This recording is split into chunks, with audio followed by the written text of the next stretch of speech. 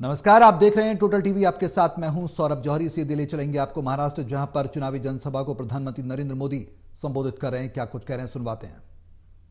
उनका प्रावधान भी किया है ताकि शुगर मिल हर प्रकार का काम तेजी से कर सके, किसानों की पेमेंट न रुके।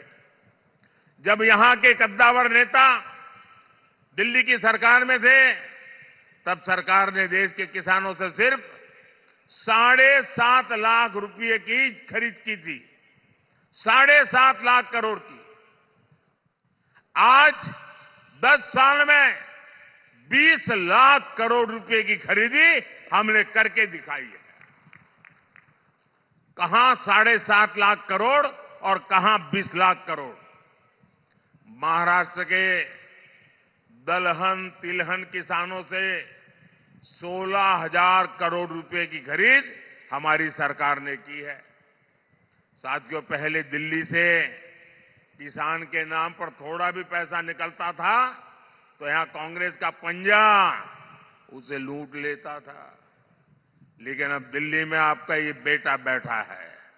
अब दिल्ली से आपके हक की निकली पाई पाई आपके खाते में पहुंचती है। पीएम किसान सम्मान निधि के तहत 3 लाख करोड़ रुपए किसानों के खाते में जमा हुए हैं। इसमें से महाराष्ट्र के किसानों को भी हजारों करोड़ रुपए मिले हैं। साथियों, बीते दशकों में किसानों ने अन्न की पैदावार में भारत को आत्मनिर्भर बनाया है। अब हमारा संकल्प है विकसित भारत में अन्नदाता विकसित भारत की ऊर्जा बने, अन्नदाता ऊर्जा दाता बने। 10 साल पहले देश में सिर्फ 40 करोड़ लीटर इथेनॉल उत्पादन होता था। अब देश में 500 करोड़ लीटर, उससे भी ज्यादा इथेनॉल का उत्पादन होता है। इससे पिछले 10 सालों में किसानों के पास 70,000 करोड़ रुपए अतिरिक्त गए हैं और ये पैसा गन्ना किसानों को मिला है। साथियों, हमने गोवर्धन योजना भी शुरू की है।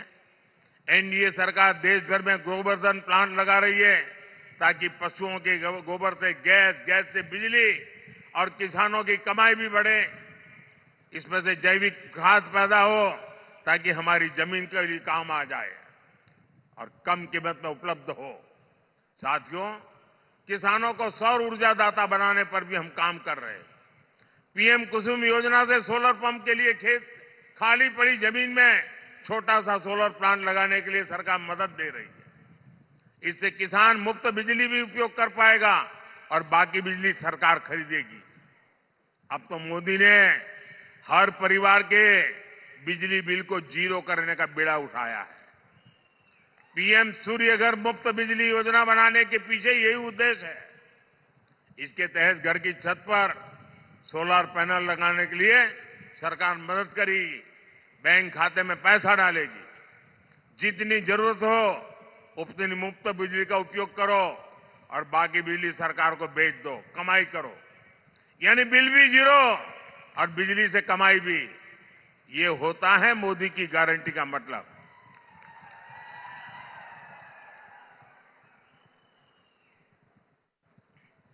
भाइयों बहनों, विकसित भारत बनाने में देश की नारी शक्ति की बहुत बड़ी भूमिका है।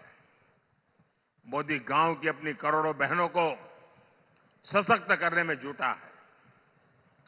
10 वर्ष में हमने 10 करोड़ बहनों को स्वयं सहायता समूहों से जोड़ा है। आज ये बहनें गांव की अर्थव्यवस्था को गति दे रही है। हमारे प्रयासों से कुछ समय के भीतर 1 करोड़ बहनें लखपति दीदी बनी है। आंकड़ा बहुत बड़ा है। 1 करोड़ बहनें मेहनत करके, कमाई करके लखपति दीदी बनी है। और अब मोदी ने गारंटी दी है कि मैं 3 करोड़ बहनों को लखपति दीदी बनाऊंगा। और तभी तो हिंदुस्तान कोने कोने से हर मां, हर बहन, हर बेटी एक ही बात कह रही है, फिर एक बार, फिर एक बार, फिर एक बार। भाइयों और बहनों, भाजपा के इन प्रयासों के बीच आपको कांग्रेस की एक्सरे मशीन के सावधान रहना है। कांग्रेस के नेता, कांग्रेस के साझादे गली गली में घूम करके कह रहे हैं कि उनको मौका मिलेगा तो वो आपका एक्सरे निकालेंगे। आपके लॉकर में क्या पड़ा है, आपके बैंक में क्या खाते में पड़ा है, आपके घर में कितना सोना पड़ा है, कितने पैसे पड़े हैं, ये सारा उसका हिसाब किताब लगाएंगे और फिर कहते हैं वो हम बांट देंगे, ज्यादा जो है ले लेकर के बांट देंगे। इतना ही नहीं, वो एक ऐसे टैक्स की बात कर रहे हैं, आज आप हर मां बाप मेहनत करके कुछ न कुछ बचत करता है, अपनी जरूरत को कम करके बचत करता है, क्योंकि उसके मन में रहता है कि मरने के बाद बच्चों को कुछ दे करके जाऊं, अपने संतानों को कुछ दे करके जाऊं, और इसलिए वो कुछ न कुछ बचत करता है। अब ये कहते हैं जो बचत करते हैं आप, उस पर सिर्फ आपके संतानों का हक नहीं होगा, उस पर सरकार का भी हक होगा, और जो भी आपने बचाया है बच्चों के लिए, वो बच्चों को जाने से पहले आधा से ज्यादा सरकार ले लेगी। अगर आपके पास 10 एकड़ की जमीन है, अब आपको 10 एकड़ की जमीन बच्चे को नहीं दे पाएंगे, 5 एकड़ सरकार ले लेगी। आपने गांव में घर है, शहर में घर बनाया है, तो घर गया समझ लीजिए।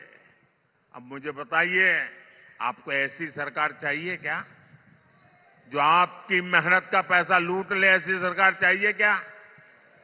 आपकी संपत्ति छीनने का उनका इरादा, ये खतरनाक इरादा है। ये मार्क्सवादियों का विचार है, इन नक्सलवादियों का विचार है, और इसलिए ऐसे लोगों से एक भी आदमी जीत करके दिल्ली नहीं जाना चाहिए। इन सब से आपको कांग्रेस से सतर्क रहने की जरूरत है, और उनके सारे साथी भी ऐसे ही है। साथियों, आज अयोध्या में 500 साल के बाद भव्य राम मंदिर बना।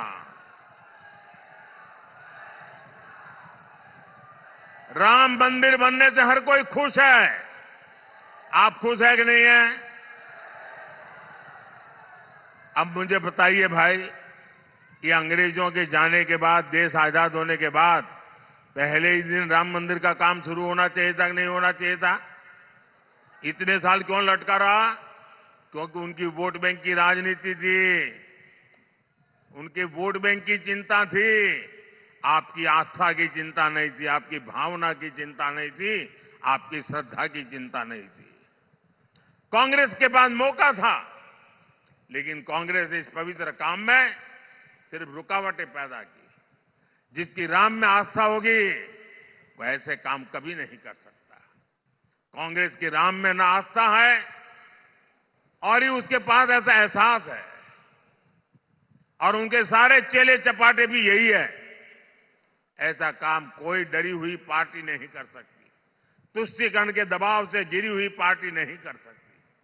ऐसा करने के लिए जो साहस चाहिए होता है, वो साहस मोदी ने दिखाया है, और डंका की चोट पर 500 साल का इंतजार खत्म हो गया, राम मंदिर बन गया।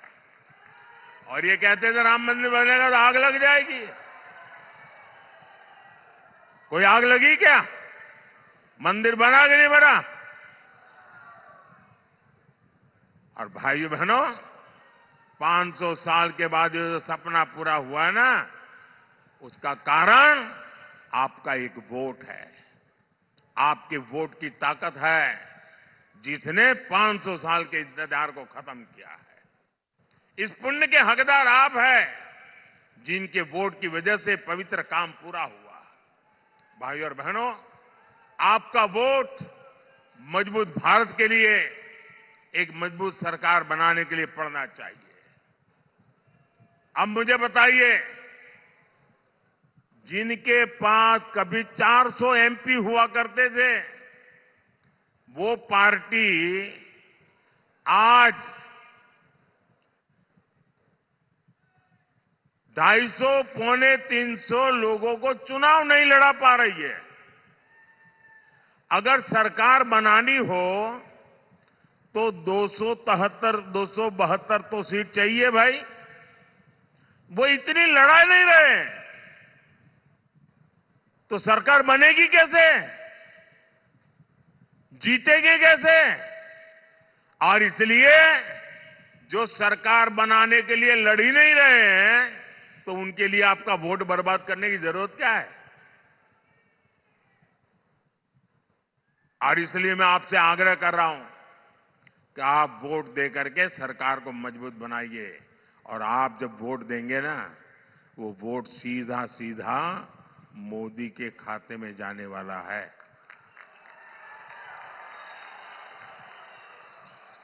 7 मई को गर्मी कितनी ही क्यों न हो, पहले मतदान फिर जलपान। मतदान किए बिना जलपान नहीं करेंगे, ये हमें संकल्प करना है। 7 मई को मेरे साथी रंजीत नायक निंबाळकर जी को आप जो वोट डालेंगे वो मोदी की शक्ति बढ़ाएगा। माड़ा के लोगों से मेरा एक आग्रह और है, आप इनको तो जिताइए, लेकिन मेरा एक और काम करिए। यहां से जाने के बाद गांव में, मोहल्ले में, परिवार में सबको बताना कि अपने मोदी जी आए थे और मोदी जी ने आपको नमस्कार भेजा है, प्रणाम भेजा है। मेरा प्रणाम पहुंचा देंगे, सभी को मेरा प्रणाम पहुंचा देंगे। मेरे साथ बोलिए, भारत माता की, भारत माता की, भारत माता की। बहुत बहुत धन्यवाद।